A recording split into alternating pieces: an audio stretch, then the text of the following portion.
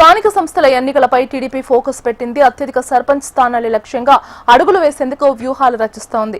అందులో భాగంగా చీపురుపల్లి ఎమ్మెల్యే కిమిడి కళా వెంకట్రావు సమక్షంలో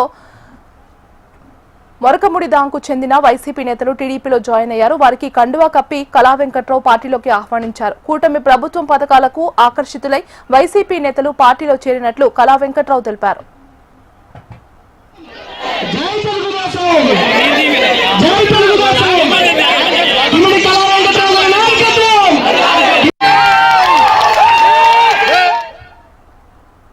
ములుగు జిల్లా వెంకటాపూర్, తాడ్వాయి మండలాలకు చెందిన పలువురు బీఆర్ఎస్, బీజేపీ కార్యకర్తలు మంత్రి సీతక్క సమక్షంలో కాంగ్రెస్ లో చేరారు.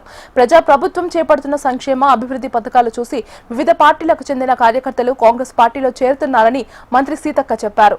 బయ్యక్కపేట గ్రామానికి చెందిన 35 మంది, జవహర్ నగర్ కు చెందిన 20 మంది సీతక్క సమక్షంలో పార్టీలో చేరారు.